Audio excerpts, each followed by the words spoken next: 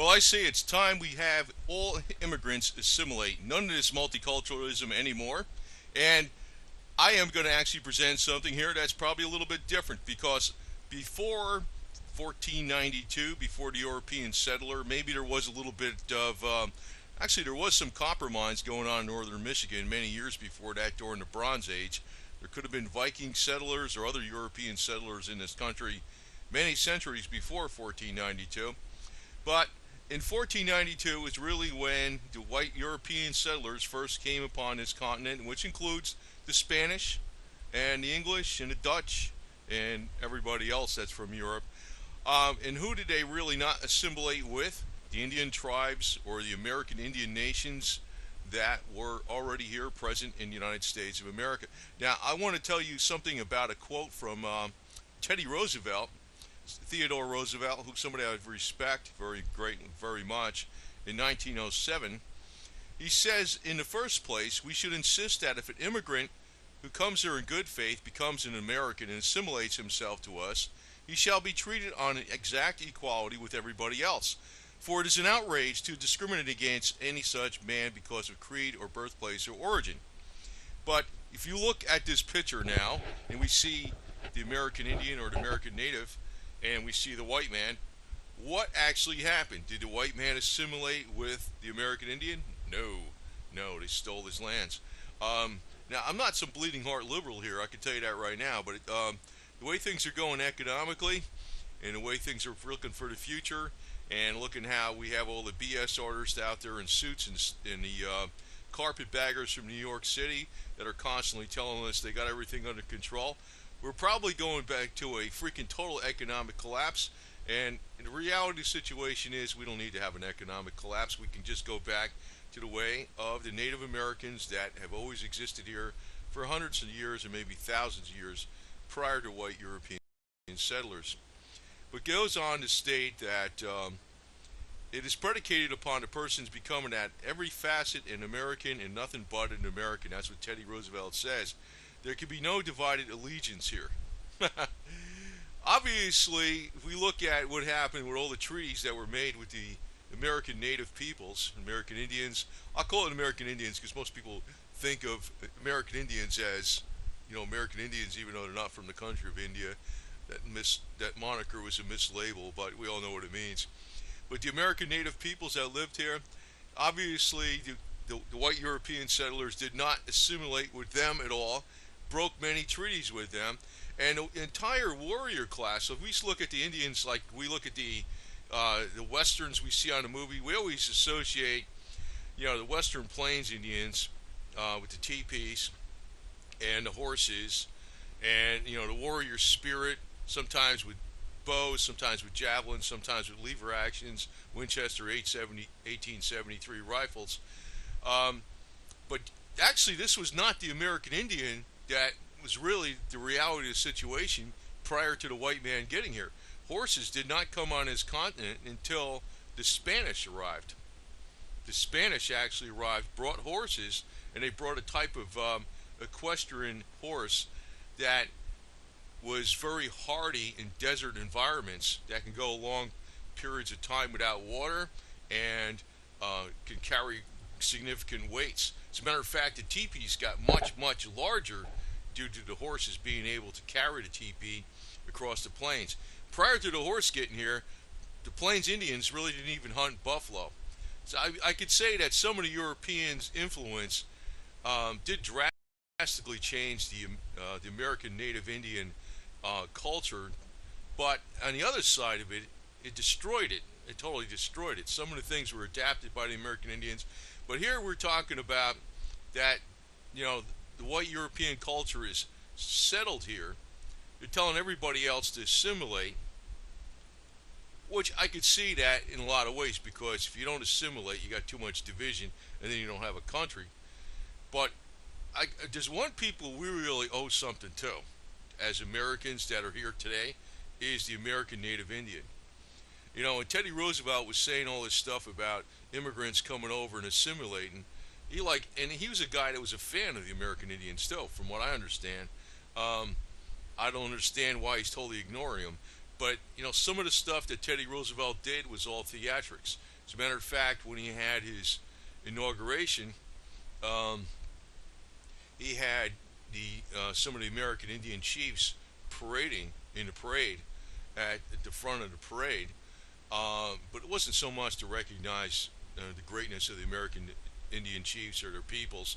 It was more like a showboating thing, like which is pretty much the case with anybody that's in power in Washington D.C. You know, Teddy Roosevelt was a showboater, but he's at least a showboater I respect a lot. But he goes on to say there can be no divided allegiance here between having immigrant ways and American ways. And I'm thinking, well, what's the real American ways? The real American ways was what the Native American Indians did, the way they were. And the fact that they did take a lot of things from white European culture and adopt them, like the horse wasn't here. That was something that came from the Spanish. As a matter of fact, the Indian warrior culture all came about due to the white man forcing all the Indians out of eastern United States and Indian territory in the West, and them fighting, making their last stand. That's really how the entire Indian warrior culture came about. They weren't so warlike before the white man got here. That's really a fact. It turns out, nobody wanted to assimilate to the Indian ways, not in the least. Well, we're looking at what's coming up here with all our electronic gizmos and we think we got everything figured out, and we take food growing for granted. Some corporation makes it with cans it in machines, and it comes off of robotic farms and things like that, and all livestock is processed, in some other location by large corporations. We don't know how to do anything. We don't know how to hunt buffalo. We don't know how to hunt deer. We don't know how to hunt other types of animals to survive. We do not know how to hunt to trap. We don't know how to fish. We don't know any of this stuff. Actually, when it comes right down to it, what you really need more than money is food.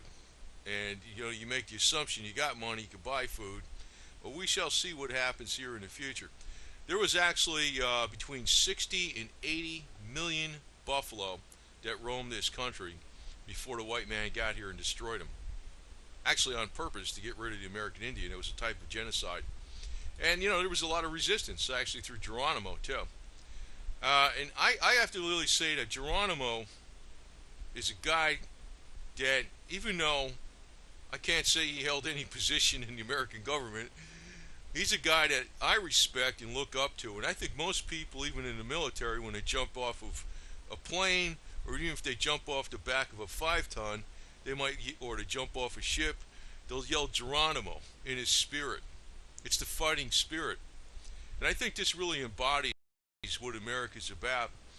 So, I guess we really can't change things the way they are so quickly. But, in summation, I would really like to see Geronimo on a $20 bill more than anybody. Because here's a guy that fought for resistance. Sure, there's other people that fought for resistance. Harriet Tubman fought for resistance, and but I think she's a minor figure compared to Geronimo, to tell you the truth. And when we're talking about, we got to make all immigrants assimilate to our culture. That's fine, actually. I think that's a good idea. But when Teddy Roosevelt talked about this in 1907, this was about 30 years after or 20 years, 20-something years after the last of the Indian Wars, which were going on well into the 1880s. And he's talking about this. He's talking about people coming over here having sole loyalty, that is to the American people. And here, look at all the contracts we broke with the American Indians, in which he was definitely part and parcel of, being that he was president of the United States for a while too. It's amazing. It's amazing. So I think there should be some assimilation to, immigrants need to assimilate, and they need to assimilate to the American Indian ways, the way they were before the white man got here. And I can tell you one thing, for the most part, most of the tribes of the American Indians did accept other blood than their own into the tribe. They always looked, they were one of the ones that are actually, this liberal, socialistic BS concept of diversifying and got everybody be mixed. Well, they looked at it, well, in a lot of ways, that's a good thing if you apply it a certain way. Like even Rome did that. where people from different cultures and backgrounds and ethnic backgrounds have different strengths, and they always got something they can give. It's not a matter of you're different, I got to give you something. It's like they got something they can contribute. But the American Indian did accept people that were outside their tribe, new blood that entered their tribe. But I always look at it like this: the American Indian was the true homeland security. They were fighting terrorism since 1492. Unfortunately, they lost. But I look at it like this: when you got the new stuff coming up with the dictatorial decrees out of D.C.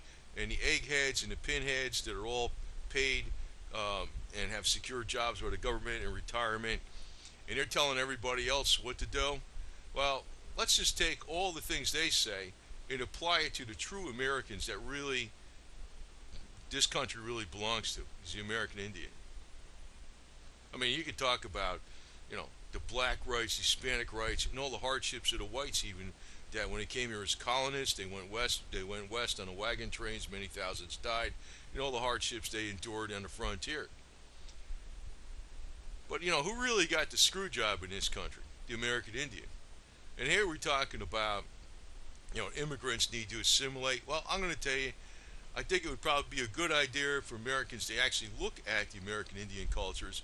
The American Indian cultures were developing over, even we don't realize that today because we look at, some of the Western movies. We see Indians on horses, the Indian warrior, and the teepees.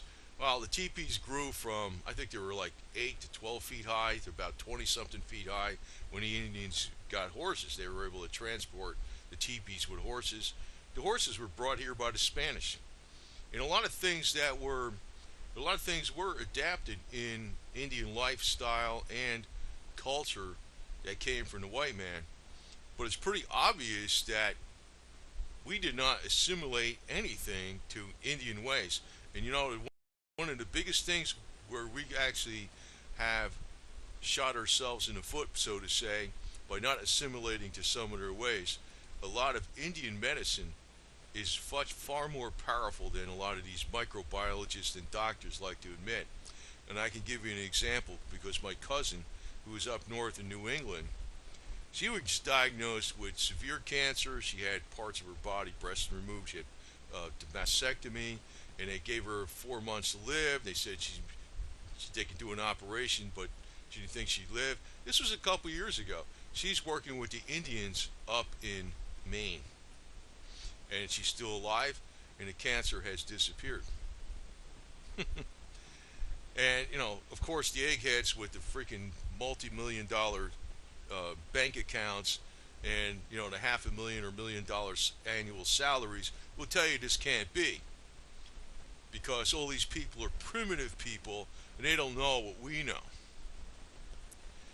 It's going to probably work like that full circle even in the financial sector, because I can tell you one thing that's far more important than paper money or even hard money like silver or gold is food.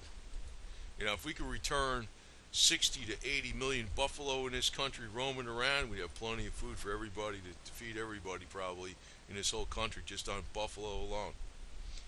But of course, the micromanagers and the Bureau of Land Management and things like that, they won't tell you this type of stuff, because the reality of the situation is the American Indian was managing our lands pristinely before there was an environmental protection agency, before there was a Bureau of Land Management. A lot of people don't realize that. They think the American Indians are just running around, killing an animal here and there. No, they actually practice ecological survival of the lands. Like the Navajos planted many beautiful peach trees that were there for hundreds and hundreds of years. And of course, they were burnt by the white man to get them off their lands, which they had to do the long walk, they called it, where many of them died. And here we're talking, all the way back to 1907, even from somebody I respect, Theodore Roosevelt, about immigrants assimilating with the Americans. Well, we need to assimilate with the Americans, the true Americans, the American Indian. And I can tell you one thing: I don't think I have one drop of American Indian blood in me anywhere. I'll research my lineage all the way back to the 1600s, and it looks like on my father's side it's mainly English, and my mother's side it's Italian. So I'm like, I'm putting out a cause here that I actually have no stake in genealogically, but it's actually a just cause, and that's what I have to say. It's it's something whereby these politicians, they always talk about, you know, I don't know, whatever group is over here, like could be the Mexican curl culture, the black culture, the Muslim culture, or whatever, and it's like these cultures, except for like the Mexican Indians, I assume, but Mexican Native Americans were not in our borders. I'm talking about the American Indians that lived in our borders, particularly like some of the tribes like the Shawnee, the Cherokee, the Choctaw, the Seminole Indians, the Apache, of course the Comanche. Yeah, they were nice guys. The Sioux fought for just reasons too, and but it's we have not we have not really looked at um, what is just. We always talk what's just, but we don't actually look at what's just. And I think the only way to freaking remedy the situation is I think Americans need to start adopting some of the ways of the American Indians, particularly in medicine. Particularly in medicine, you find out you won't need the snake oil medicine man that drives around with the Mercedes. You can use the guy that lives in the teepee, and he'll do you a lot better. So anyway, that's all I got to say about immigration and assimilation. It's something that it's been totally ignored. And everybody's talking about diversification and blah blah blah. Look who got the big screw job in this country. I mean, it's not even just one tribe; it's all the tribes across that lived in this nation before the white settler got here. And it's not just the white settler; it's well, the English white, the Dutch white, and I guess the Spanish white. They're pretty much white, and if that's white exactly, like Northern European white, Southern European white. Who did really got the screw job? The Native Americans that lived here before us. Nobody assimilated to them, and it's actually to our detriment. You'll see what's coming up financially, whereby I think the American people, that if they're going to stay, the ones that survive in the future, what's coming up in the future, the ones that survive will be the ones that adapt and go back to the ways of the Native Americans that lived here before us. That's what will happen.